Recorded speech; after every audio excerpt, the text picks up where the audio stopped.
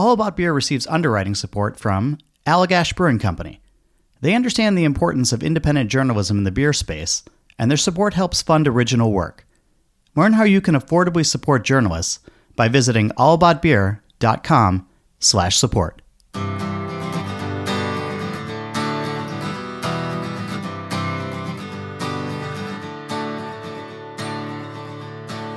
Welcome to Drink Beer, Think Beer, the podcast that gets to the bottom of every pint. I'm John Holl.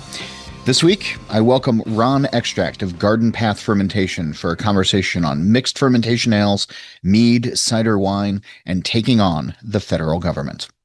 But first, I've been talking about this on the show for a pretty long while now, and you hear Andy Crouch at the cold open of the shows.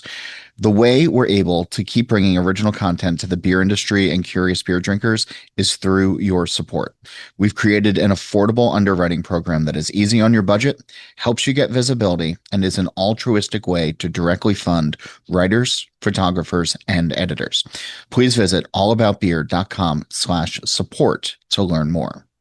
When you're at the website, poke around a bit, read some of the recent articles, peruse the archives, which go all the way back to our founding in 1979. You can tune into other podcasts like Brewer to Brewer and the All About Beer podcast. You won't be disappointed. We're on social media at All About Beer, so follow and keep up with everything that we have going on. We'll get into this conversation in a moment, but first, here's a note from this episode's sponsors. We hope you'll give them your support and your business. Calling all hopheads. Dogfish Head's 60-minute IPA is a fantastically hoppy India Pale Ale that's beautifully balanced thanks to their unique continual hopping method. Delivering a pungent hop flavor that isn't crushingly bitter, 60-minute is continually hopped throughout the boil for a full 60 minutes. Starting to see where the name comes from? Check out dogfish.com to learn more and to find some 60-minute near you. Dogfish Head Craft Brewery, Milton, Delaware. Please drink responsibly. It'd be easy to say that we need more breweries like Garden Path in Washington State, but that'd be unfair because the beverages being produced inside its walls are unique to place and come from determination, experimentation, a nod to tradition, but in a non-conformist kind of way. Ron Extract is the co-founder and co-owner of Garden Path Fermentation and joins me this week to share what's happening with his beer program, wine, cider, and mead, and to discuss a recent lawsuit he filed against the federal government regarding labeling. Here's our conversation. Ron, thanks for doing this. It's been a while since we've caught up, so I'm excited because I was thinking about the last time I visited, which must have been 3 or 4 years ago, and just walking through the brewery with you and grabbing various tastes and samples of stuff and opening up some fun bottles. When you walk around the brewery today, what's something that you have in a fermenter, in a bottle, getting ready for the world that you're excited about?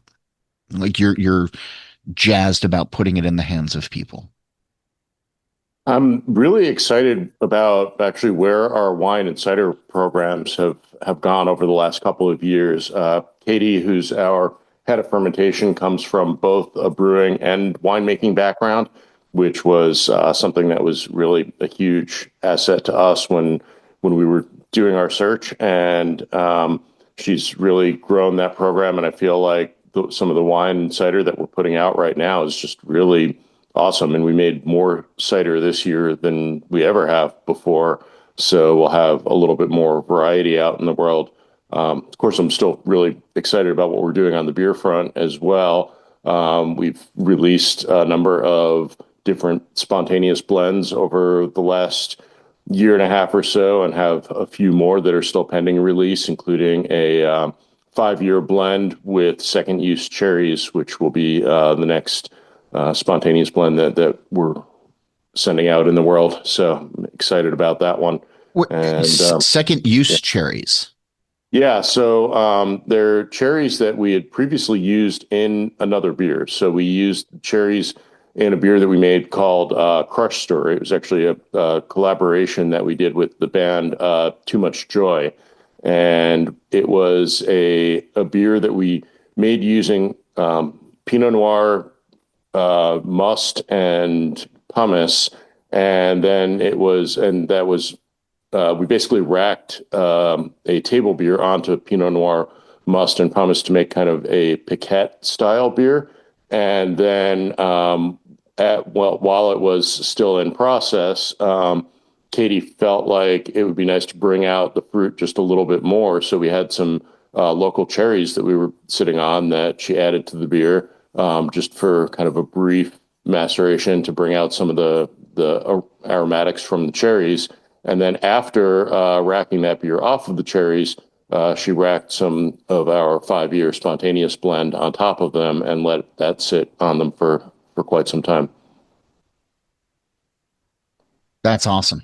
Um, God, there's like 1,000 things that I need to uh, unpack from all of that. So let's let's go back to cider first because it's one of those beverage categories that I get excited about when you talk about it, or when a operation like yours is doing it, because I know they're going to be interesting and not Mott's apple juice with booze. And that's not to shit on the folks who enjoy that or the companies that sell, because obviously there's a market for it, but they're just kind of bland. There's not a lot of there.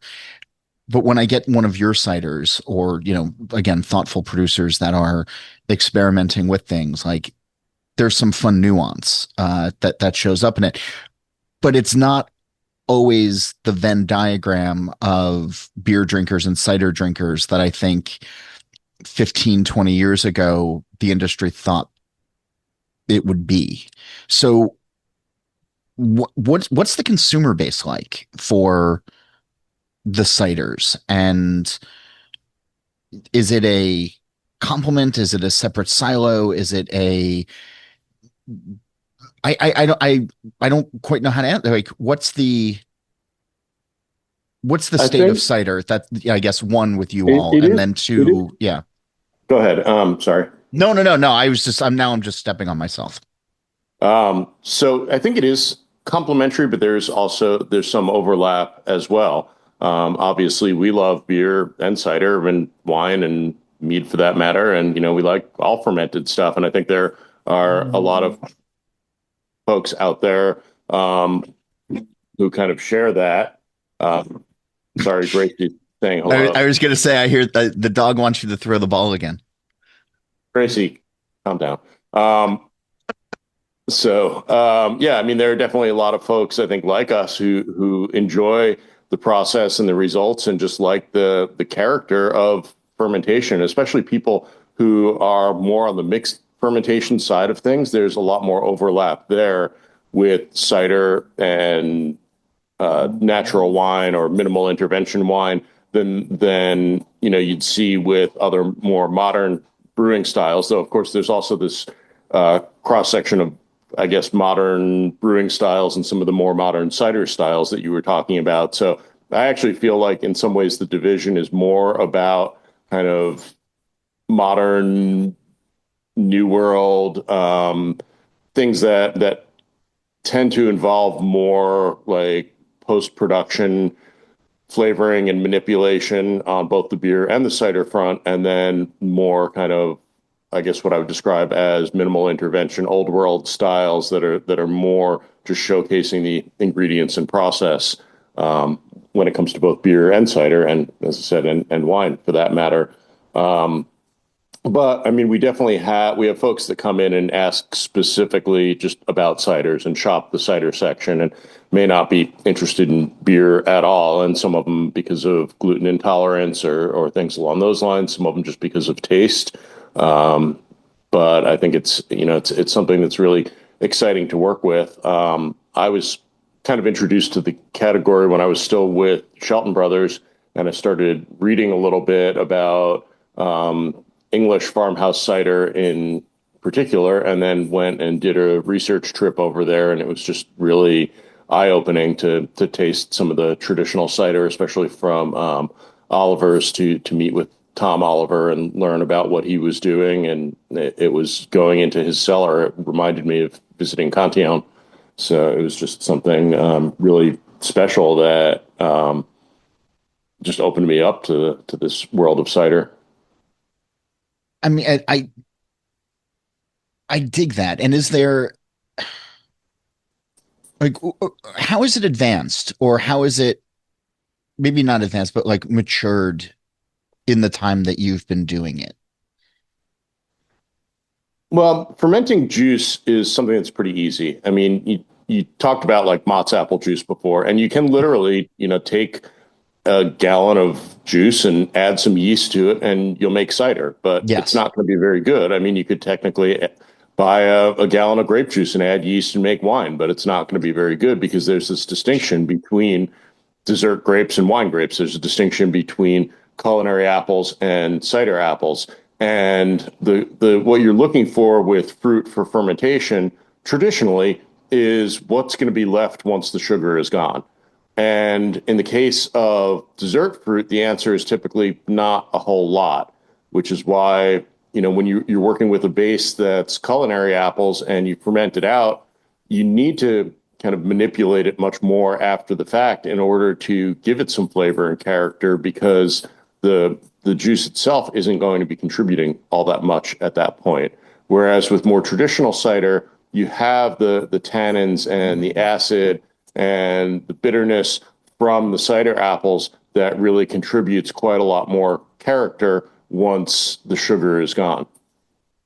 And I think there's a rising awareness of this because I feel like when cider really started to catch on a little bit in this country, especially when more and more brewers started to make cider, it was really just about buying bulk juice, throwing in some champagne yeast, and then adding whatever flavorings you wanted as part of Yeah. that. And I think the awareness and the appreciation of traditional cider is still it's still not wholly there yet. I mean, there are still a lot of people who are completely unaware of the category, but it's definitely grown over the last several years.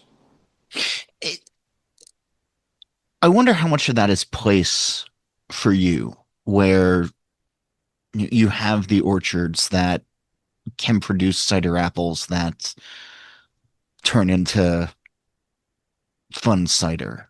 Um, versus maybe some other places. Like I think about here in New Jersey where, we used to be nothing but orchards, and, like Applejack was the state beverage of choice. And then when Prohibition came, like all of the farms were raised, and now occasionally you'll find a tree or two, but it's not nearly what it was back then. And now all those farms are developments or golf courses or something. But um, do you feel like place, and maybe that's a tough question to answer because you're in it, but does place help with that? Because I feel like it's just not in the conversation here That in the place way is a that I'd like critical it to be. component to everything we do, and that's part of why it's the biggest part of why we're here in Northwest Washington is because we wanted to be close to our ingredients. We wanted to be able to make things that speak to our location and that have a sense of both place and time.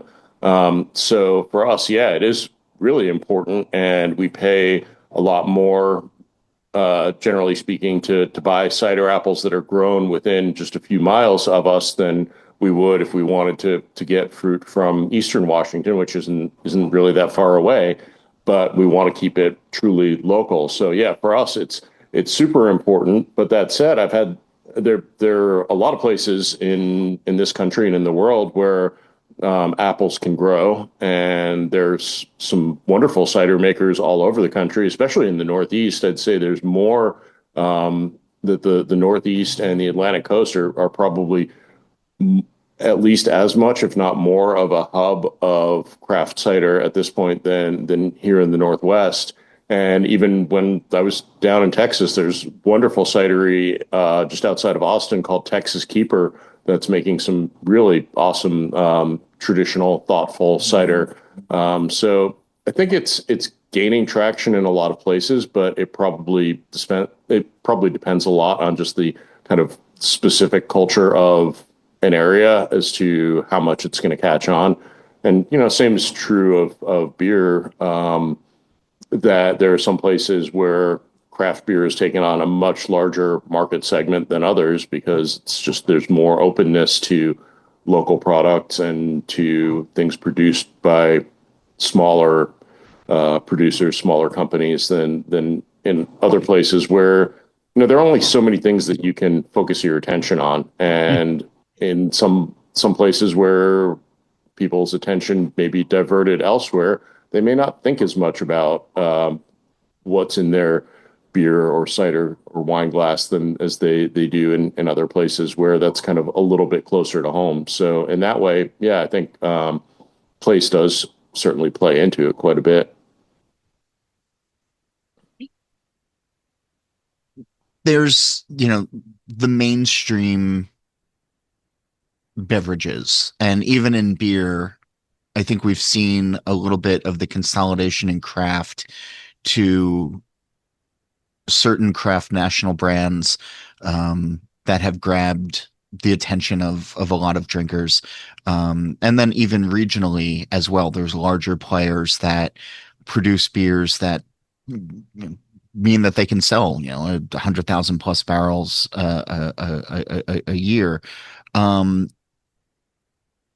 when you're having conversations on what you're doing, which is, you know, not the mainstream, but well done and thoughtful and all of that, is there a line that you can draw from some of those beers to yours? Or like I just keep thinking of Venn diagrams today for some reason, but like, are you existing in sort of your own world, your own bubble, I think business wise? Yeah, sorry. size is part of it, but it's not the only thing. There are very large breweries that I have tremendous respect for. Sierra Nevada, for Oh example. I yeah, mean, they're a huge part of my beer background and definitely an OG on the craft scene and a brewery that I've always really respected and regretfully have yet to visit, which is a thing that I need to do at some point. really? But yeah, I That mean, can't be too far of a drive for you. oh, it's probably like 8, 9 hours, I would think at least, maybe more. It's, Okay. it's further than it seems, but Okay. I mean, yeah, Chico probably more is, than that. in fairness, Chico is like the least convenient place to get to. Yeah, yeah, Yeah. and Worth it there though. are a lot of Yeah. mountains and things in the way, so it's not necessarily. I'm sure it would be a beautiful drive, but not necessarily a quick one. Um, So, but yeah, I mean that is a journey that I definitely want to take at some point. But yeah, I mean I have tremendous respect for them, but I think for me it's less about size than it is about authenticity, about traceability, about focus on real ingredients, on traceable ingredients, on letting the process letting the product dictate the process rather than the other way around, and not taking shortcuts. So when a company becomes more of a marketing company than it is of an artisan producer, that's the line for me, and that can happen on a small scale. I mean, there are Sure. definitely small breweries where decisions are based on wholly on cost and on efficiency and on how can we make this product more quickly? How can we make it cost less? And that to me is the biggest point of differentiation, regardless of scale. And I mean, I think the other thing for us is that our focus is really on working with natural, locally sourced ingredients. And in our shop, we like to focus on carrying other products that sort of share that philosophy where the ingredients are locally sourced or they're at least thoughtfully sourced ingredients. I certainly have nothing at all critical to say about, for example, our neighbors at Chuckanut who bring in a lot of malt from Germany because that's what is going to make their beers taste the way that they want them to taste, and totally respect that. And am definitely a great consumer of their products. But I still put that under the category of thoughtful production. Whereas if you're buying just whatever malt happens to be cheapest, that is to me less thoughtful production. And the world of kind of post production additives and flavorings and things like that While I don't begrudge the right of those types of products to exist or for people to enjoy them, they're just not, they don't have that much to do with what it is that we're doing. And we don't carry things like that in our shop because we just don't feel like it's really representative of our philosophy to carry beers that are made with candy bars or like other ultra processed ingredients. That's just not a thing that we're into. I get it. And What's same the for cider. what's the state of mead these days? Well, we've kind of put our Mead program on hold a bit and kicked it back to R&D phase because we were having some long-term fermentation issues. Our whole goal with our Mead program was to really focus on lower alcohol kind of session meads, table meads, Oh, now you're fermented with talking my language. Because that yeah, I, fermented I with native yeast. So that was that was kind of our focus, and it was something that I'd done a lot on kind of a home production level, and really enjoyed. But mead tends to be a bit less scalable than other types of beverages for whatever reason. Larger batch fermentation just plays out differently than small batch fermentation. And we were having issues over time with THP, if you're familiar with I'm not. that developing in our mead. It's a compound that is it's kind of the bane of mixed fermentation brewers. It tends to come about in mixed ferm beers a lot, especially in mixed fermentation beers using fruit. And it's a variation of the same compound that in wine causes mousiness, but in beer, it's a slightly different compound that tends to present more as the flavor of kind of like stale Cheerios dust that lingers on your palate. And Oh, if you've ever tasted that, yeah. that's something that is once you taste it, not everyone is sensitive to it, but once you become sensitive to it, it's hard to not taste it, and it's always the last thing that kind of lingers. So it can really make what's otherwise a good experience somewhat unpleasant. And I apologize to any of your listeners whose beverages I've just ruined, but Yeah, drink that better beverages. Yeah. yeah, I mean that's a thing that is always a concern with mixed fermentation in general. And we found that it became a concern for us with mead in particular as it aged. And usually it's a transitional thing. So it happens a lot during like fermentation or during bottle or can or keg conditioning, but then usually goes away with time. But a thing that we found with mead was that it was starting to reemerge after even more time, and we weren't happy about that, so we kicked our mead program back to R&D. We have had some successful test batches of mead recently, so we're hoping to scale it up again in the future. But as to your question as to the general state of mead, I think it's growing as a category. It tends to maybe attract people who are looking for something that's just a bit different and want to explore things beyond kind of the primary range of what's out there in the world. But I'd say there's also a lot of parallels between what we talked about with regard to beer and cider and what we're seeing with mead. There are a lot of meads that are made with post-production additives or that are fermented, leaving behind quite a lot of residual sugar and then flavored with ingredients that are, meant to kind of um, I guess, go with that sweetness and present more of almost like a candy like or presentation or something along those lines. But then there are also folks that are doing things like what we tried to do with Mead. There's a local producer here in Washington called Hierophant who works a lot with local botanicals, and they do make some sweeter meads as well as some drier ones, but they're all using natural ingredients and they're all really thoughtfully produced. And we proudly carry their meads in our shop, sometimes on draft as well as in package. So it's nice to see folks like that, but I do feel like there are a lot of like candy bar meads and things like that out there in the world as well, just like beer and cider. I, I You don't see that as much with wine. Like you no. don't see, and I guess wine maybe it's just it's I guess there probably are winemakers who do that a bit more, but it's not as mainstream when it comes to wine as it is with these other beverages.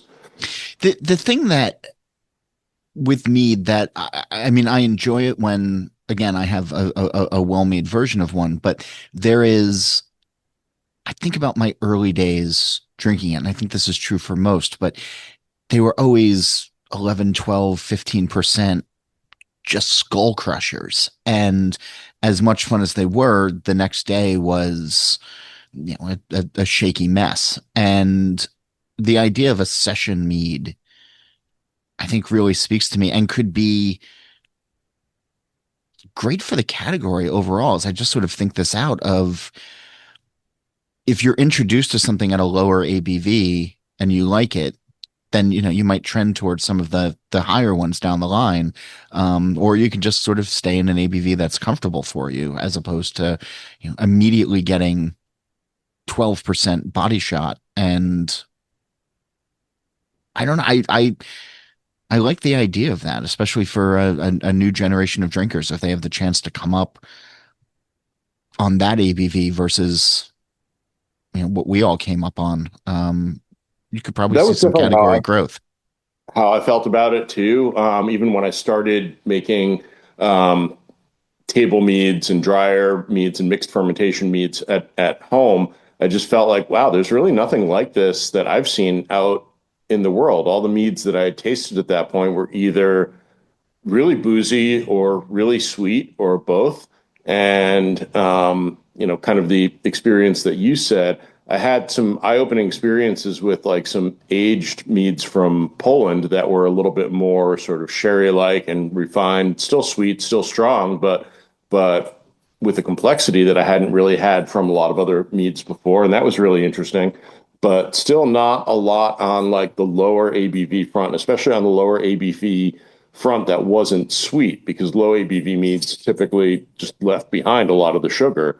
So when we released our first mead, we called it the dry table mead, which like most of our product, well, really all of our product names is a bit of a play on words because it's a complete sentence, but it's a complete sentence that is could be subject to multiple interpretations because it's a description of the product. It's a table mead that's quite dry, but as a sentence, it could have different meanings as well because in the U.S. we use the word dry to refer to those that don't partake in alcohol. And as a verb, the word table means to set something aside. So the dry people who don't drink would set mead aside. But in the UK, dry could also mean thirsty in both the US and the UK, but the word table is more frequently used to mean to put something out on the table. So the thirsty put mead out on the table. So, you can read it both ways. And I don't know, it's just a level of geekiness that we play into with a lot of our product titles or product names. But the whole idea behind it was that it's not meant to be your kind of typical sugar bomb or alcohol bomb. It's something that's totally different. And we actually sent some to Denmark at one point as part of a shipment that we did. And it got spread around Scandinavia a little bit. And we just saw all these really terrible reviews about how thin and watery our mead was. And it wasn't really what they were expecting. But I definitely stand by it, minus the THP issue. Sure. No, there's also something whenever somebody says a table beer to me, I correct or not, I always kind of think of to be shared and either a big bottle or a pitcher of something, like a nice ceramic pitcher, not a Coors Light thing, but although that's kind of fun too, of just small little glasses, a big vessel of something, and community. And mead fits into that of just having little sips here and there and having like a nice communal experience. It's as you were saying that, I was thinking about when they were boozy and sweet. There was, what was the one out of Michigan, bee nectar, Mhm. And I don't think they're still around anymore, but I think they are. We or went they to a festival they hosted. That was actually the first, I think it was the first festival that we ever did. And we poured some of our dry meads at their festival. And a lot of the mead makers really loved them, but a lot of the attendees were just so confused by them. But yeah, I mean, Bee Nectar, I think that what they do for the style of mead they make is fantastic. But sorry, no, no, no, no. you had a thought there. Maybe they've just uh pulled out of New Jersey. Uh, I just haven't seen them around for a while. But I just remember that at one point they were all over New York City, and I was at a bar where one of their, cherry meads or something was on tap, and the bartender didn't realize what it was or didn't care and was serving pints of it. And there was a guy at the far end of the bar that we watched have like 3 pints of this, and I was like, holy, like this is dangerous. Like this is really bad. So again, the idea of the table thing kind of speaks to me, and session mead Well, speaks to I me. think But yeah. people have these like associations with mead with like Vikings and ancient times and have these fantasies that involve like drinking mass quantities of it. And I mean, the reality is that mead, like other alcoholic beverages, was consumed at certain points in history in some places as a thirst quencher. But the mead that would have been used for that purpose would be lower alcohol. The point was just to have enough alcohol so that it was safer to drink than the water, but you Yeah. still would want it to be more hydrating than dehydrating. And 12% mead is not going to be hydrating.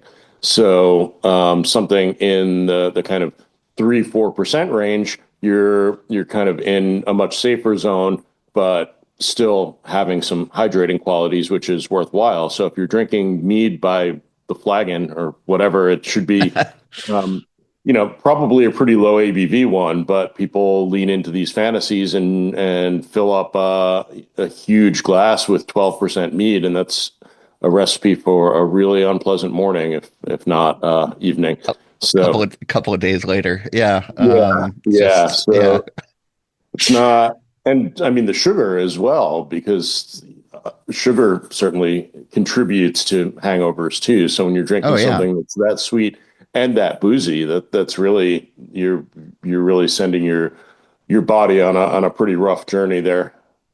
So I want to talk about, we've sort of gone through, what you're doing and how you're doing it. And place is important, seasonality is important, and the ingredients change, you know, over time or, with each year. And I feel like that's sort of a um, good jumping off point for this lawsuit that has been filed Sure. Yeah. that carries your company name versus the United States of America, which these federal court cases always, just by the way that they're spelled out, like have gravitas to them, like versus the United States of America. It's um, but I'm struck by the silliness that this lawsuit even has to happen because of how the TTB, the tobacco trade, yeah, TTB, tobacco, Tax and Trade Bureau, the tax and trade bureau. Alcohol Yeah, Tobacco sorry, Tax it's and Trade Bureau. boy, Yeah. yeah, my government alphabet soup just failed on me for a second, so I apologize.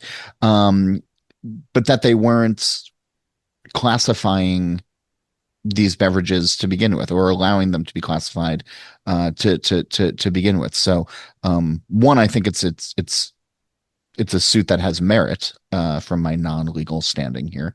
Um, but give us the background on it and um, how this came about and why you believe this has merit. So we've been making cider since we first started in 2018.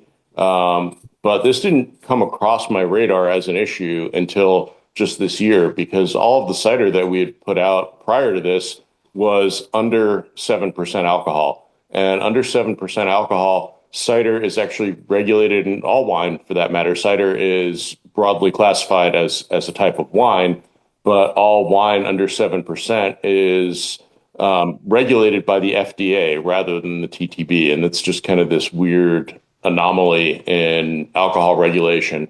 And so anything else, beer, wine, cider, mead, anything over 7%, or any beer or any distilled spirits has to go through this process of TTB label approval. Whereas wine, cider, mead, fruit wine under 7% has to comply with FDA regulations, but doesn't require specific pre-approval.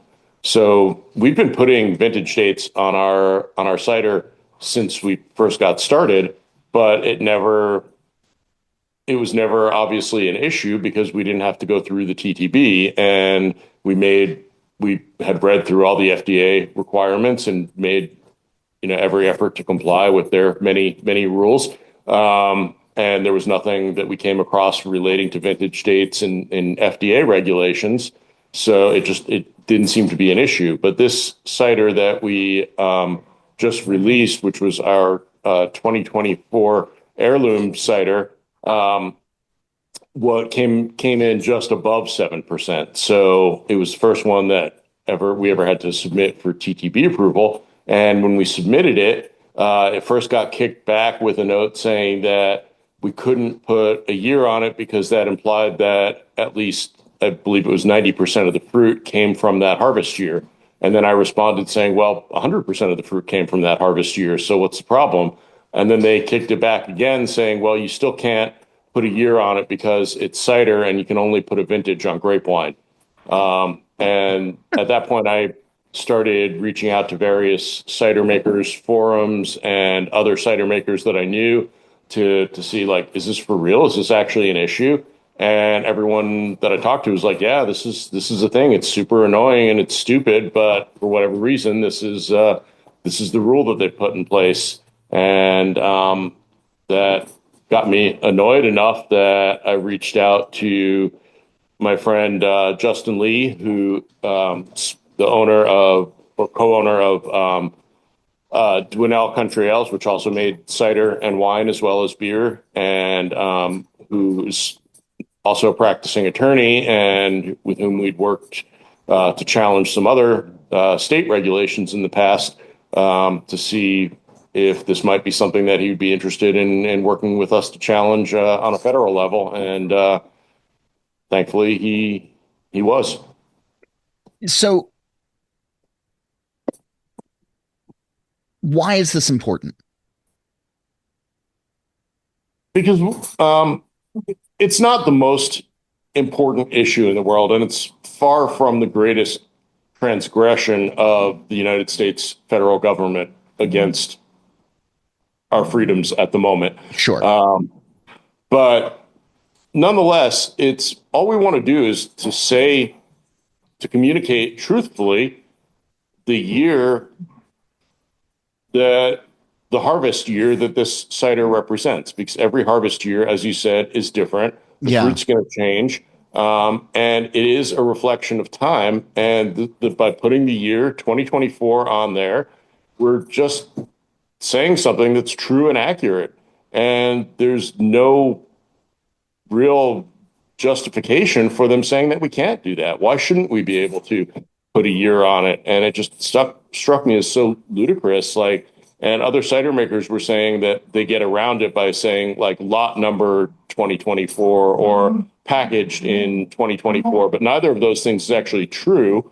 Lot 2024 makes it sound like we're just kicking out mass amounts of cider, where this is like cider batch 6 or something like that for us.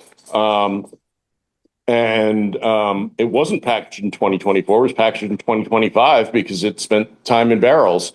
So what we're trying to convey is the harvest year. And I see no reason why we shouldn't be able to do that. So we wanted to challenge that regulation. And the thing is that it's not even a regulation spelled out. It doesn't say you can't put a harvest year or vintage date or whatever on cider. It basically just says that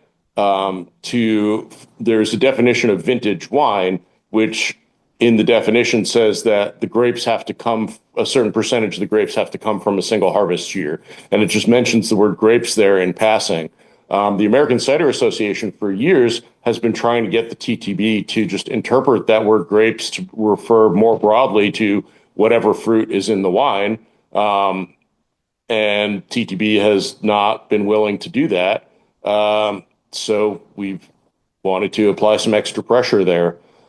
Interestingly, when the label was rejected again, I resubmitted it with the claim that, well, in as much as vintage dating can only apply to grape wine, this isn't a vintage date. It's a harvest date, and it's an accurate one, which is part of the name of the cider. So why can't I put it on the label? And last I checked, they were still researching to try to come up with an answer to that. If the government is smart, and yeah, I realize I realize the irony of that Yeah, preface, but welcome to a comedy podcast. yeah, if the federal government is smart, they could simply approve the label and put out a policy statement saying like, okay, you can't put a vintage date on cider, but you can put a harvest date. And speaking for ourselves, we would be fine with that solution. I mean, it's kind of silly, but okay, if you want to say that the word vintage by definition only refers to grape wine, fine. I don't really care. I don't need to put the word vintage on there, though I know there are some cider makers that do use the term vintage to describe their cider. For our part, if we had to call it harvest year instead of vintage, whatever. The the word vintage is used in beers too. I mean, there are beers that are called vintage ale. Sure. So it certainly does have more broad applications, and it's the whole thing is a little bit weird, but more than a little bit weird. But it's annoying because this is our 2024 heirloom cider, and I'm not going to not call it that because it's what it is. You know,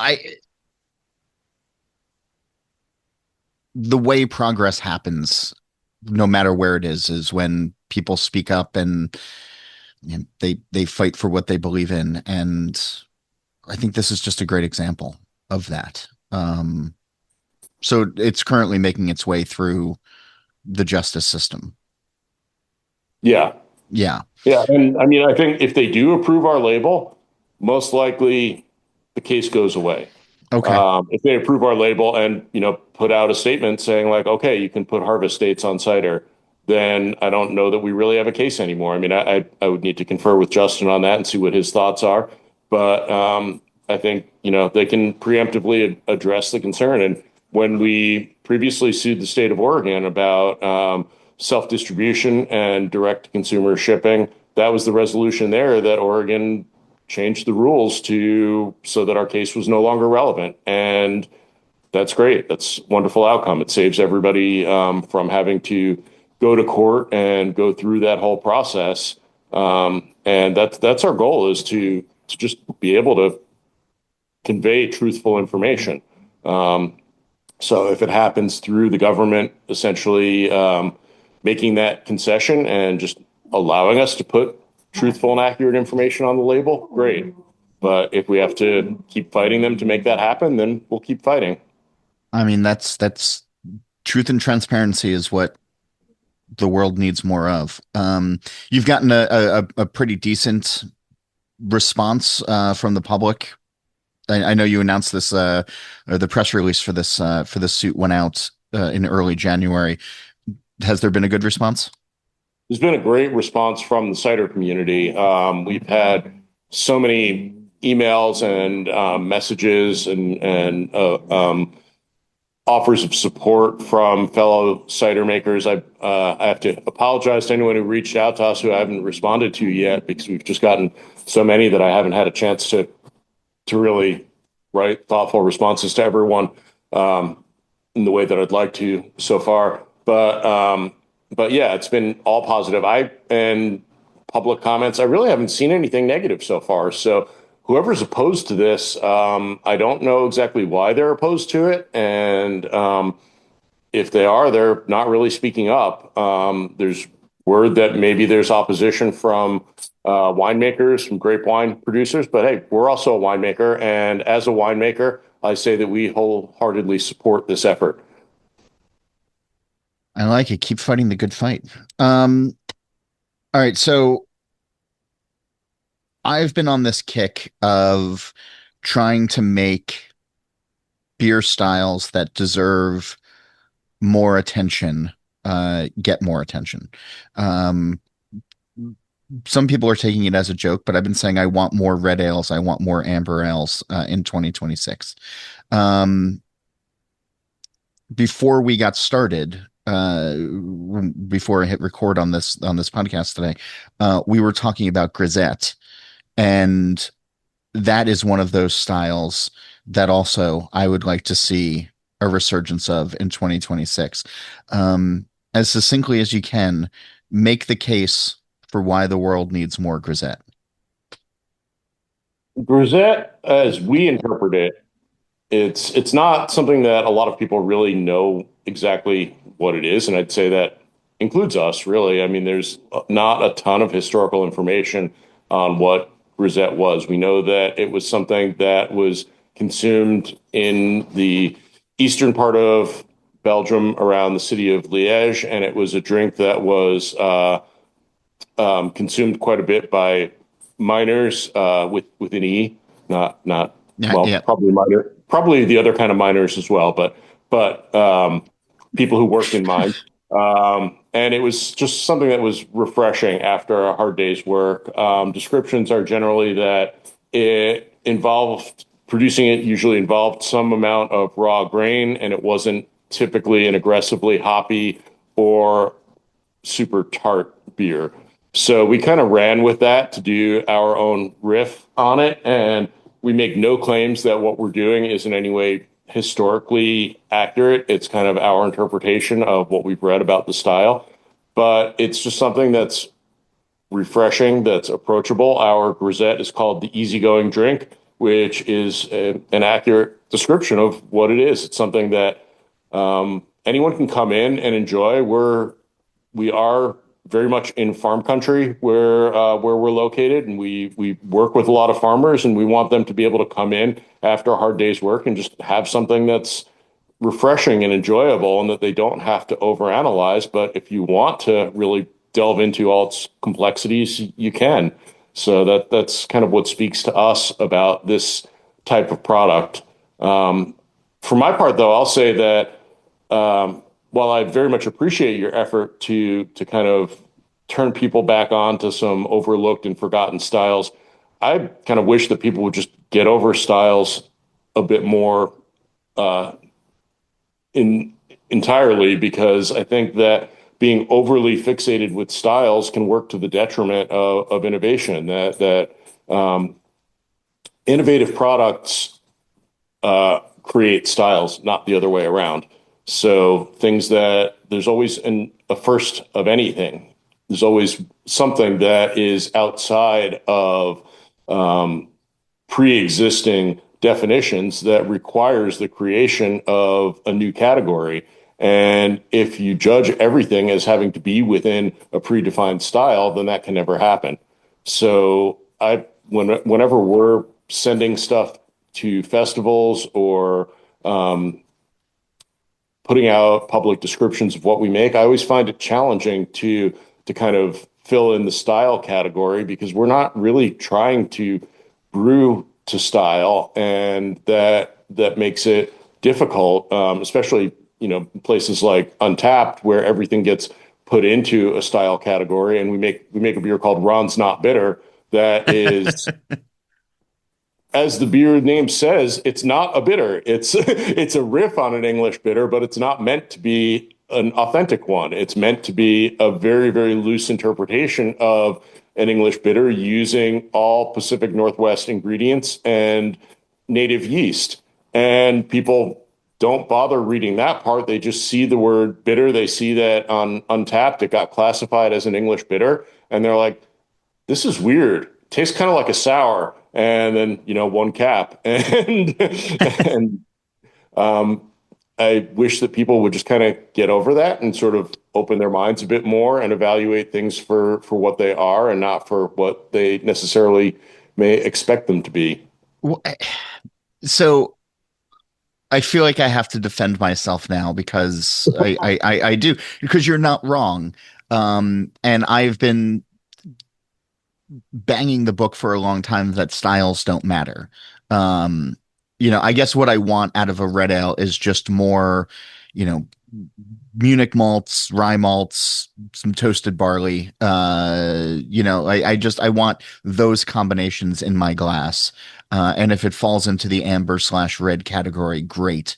But I want more beers that have, that grain bill, and then whatever else, people think is their interpretation of it. Um, and a easy, 4.5% ABV. That's all I want. Call it what you No, want, but just that's totally fair. put that in my glass. Yeah. And I think in saying that we need to get over styles, I'm not saying that there isn't some legitimacy to them. I think there are there are terms that are out there, that terms in the beer world that have very specific meanings and references, and that, if I see something with a particular description, I have some expectations of it. But I think also being a little bit flexible in those expectations and allowing for some reinterpretation and expansion, tangential expansion of categories can be kind of fun too. I mean, yeah, a red ale. What defines a red ale? Well, it should be sort of red. That would be Yeah. kind of my interpretation of it. You get served something that is red. I guess if it's red because it uses a bunch of cherry juice or something like that, that would be kind of a little bit of a weird interpretation of red ale. Like, technically, sure, it is red, it's an ale, but it's not really what is expected there. But otherwise, yeah, I mean, interpret it broadly. It's sort of like, you go to a brewery in Germany, and if they have a Helles and a Dunkless, the thing that you know is that the Helles is going to be lighter in color than the Dunkless. I mean, you don't know that they're going to fit the BJCP style category definitions of what those styles are, which are based on beers from a very particular part of Germany, and elsewhere they may be different. But the one thing that's going to be universal is that the pale beer is going to be pale and the dark beer is going to be dark relative to one another. Um, and how pale, how dark may vary as well. So I think just having a little bit more of an open mind is great. But that said, I see something like a grisette or an ordinary bitter or a dark mild, or like a 10-degree pills on a beer menu, and I get excited about those things. Same. Same. All right, before I let you go, I've been asking folks for a while now, and we might have had this conversation when I was there in person a while back, but I have a terrible memory, and people change and new things come up. But I want to ask you the Green Door question, with the premise being on the television show The Good Place in the final season. They introduce the concept of a green door where the characters can walk through it and be wherever they want, doing whatever they want. So if we had a green door on our plane of existence and this conversation ended and you could walk through it and be in any pub or any brewery anywhere in the world, where would you want to go? Who would you want to be with?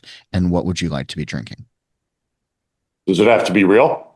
This is your fantasy on your plane of existence. Well, our vision for what we had hoped to create and still hope to create at some point is a destination spot where be sitting in a beer garden looking at what's in your glass growing around you. And that's what we came here to Skagit Valley to try to build. And we encountered a number of obstacles, some of which we anticipated, some of which we didn't, and ended up getting started in a space that's a bit more industrial than what we had initially envisioned, that we've come to love, but that's still not exactly what we had initially pictured. And I guess if I'm spending my last moments, I would want to spend them with Amber, my partner, in this setting of a beer garden here in the Skagit Valley, where we could see our ingredients growing around us and where we could smell and taste our surroundings. in the beverages in our hands. And hopefully that's something that we can achieve someday. I like that. I that's lovely. And our dogs, of course. Our Of dogs course, also. always have to have the dogs. Yeah. Ron, keep us updated on what happens with the label, what happens with the suit. I will update the show accordingly when we hear more. And I feel like if people are going to be in the greater Seattle area, not to paint your state with a broad brush, or um, in the Bellingham area, visiting your brewery and checking out right down the street it is a must. Um, for those listening, how do they find you? How do they connect with you and then get excited about coming and visiting you in the Skagit Valley? Well, our website is gardenpathwa.com, and we're also on Facebook and Instagram as Garden Path WA. And we're located about halfway between Seattle and Vancouver, BC, 5 minutes off of I-5. So if you're coming out this way or on your way out to the islands or to Mount Baker, you're going to be driving right by us, and stop by and come pay us a visit. I'm looking forward to a return visit. I had such fun with you all a couple of years ago, and hope to do it again We'd love soon. to have you back out. Yeah. Thanks for taking the time. I appreciate this. Yeah, thank you. And yeah, thanks for inviting me back. I really appreciate the opportunity. I reached out to the TTB before this episode aired. I did not hear back. If I do, I'll update you on a future broadcast. Who are the breweries that are fighting the good fights out there? Let me know. You can reach me anytime via email at johnholl@allaboutbeer.com. That's JOHNHOLL at allaboutbeer.com. Make sure you join the This Week in Rauk Beer group on Facebook or follow at TW Rauk Beer on Instagram. Upload your photos, join the conversation. You can support us by visiting allaboutbeer.com/support. And when you're at the website, check out new content as well as the archives, which go all the way back to our founding in 1979. You can also find the links to follow All About Beer on social media. Before we run, here's a note from this episode's sponsors. We thank them for their support. We hope you'll give them your business. Calling all hopheads. Dogfish Head 60-minute IPA is a fantastically hoppy India Pale Ale that's beautifully balanced thanks to their unique continual hopping method. Delivering a pungent hop flavor that isn't crushingly bitter, 60 Minute is continually hopped throughout the boil for a full 60 minutes. Starting to see where the name comes from? Check out dogfish.com to learn more and to find some 60 Minute near you. Dogfish Head Craft Brewery, Milton, Delaware. Please drink responsibly. If you like smart audio content, a reminder that All About Beer has a separate podcast channel. Search and subscribe on your podcast platform of choice. Listen to shows like Brewer to Brewer, which is now a weekly show, and the All About Beer podcast with M. Sauter and Don Tess. Steal This Beer has new episodes every Monday, and the BYO Nano podcast comes out on the 15th of every month.